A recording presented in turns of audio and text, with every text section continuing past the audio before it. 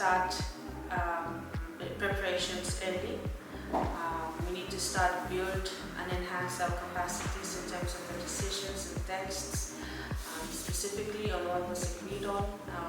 and what wasn't agreed on in the previous COP, which will support us in strategizing for the next COP. We also need to have concrete evidence of our key positions, which means CSO need to support by doing research,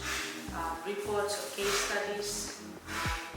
to support our key asks and to support our government. We need to also attend pre-COP sessions, and all logistic arrangements need to be done and secured earlier. And again, I would like to stress that we must continue to work closely with our government and show our solidarity throughout the COP process. And our civil society organizations, we also need to have an engagement strategic plan in place that covers all of the thematic key priority areas that we seemed necessary. Pacific civil society organizations can improve their engagements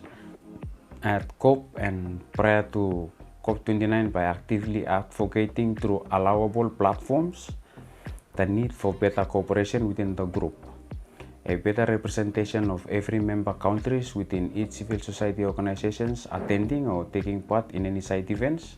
and also the chance to contribute and support each other actively during the negotiations. So also to identify capacity building areas in different thematic areas within the climate change negotiation space during COP, and seek technical assistance in and everywhere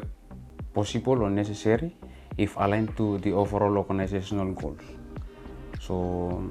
also to start preparing in advance by seeking or securing financial support from various partners for these events to allow enough time for key ask or key message preparation rather than seeking funding in the last minute,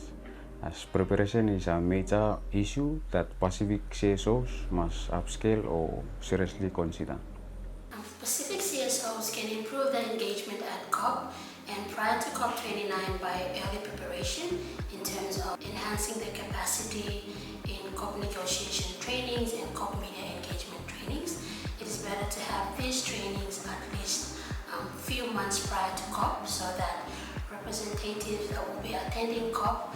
can prepare and do research on the various key thematic areas that they will be engaged in at the negotiations, especially in terms of what are some of the key documents from previous decisions that can be used in the negotiation spaces. And also in terms of funding, CSOs should at least apply for funding few months before going into COP so that they can be able to, in terms of logistics as well,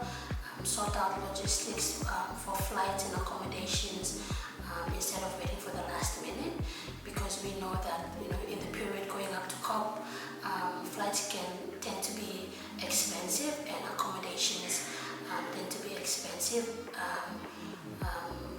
Basically, accommodations that are closer to the COP venue tend to become expensive and fully booked as well. So having these logistics sorted out before going into COP is also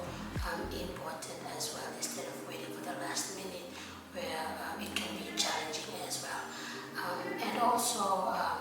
attending pre-sessions at COP is also important as well, so that we are aware of what are the key positions or agendas of the different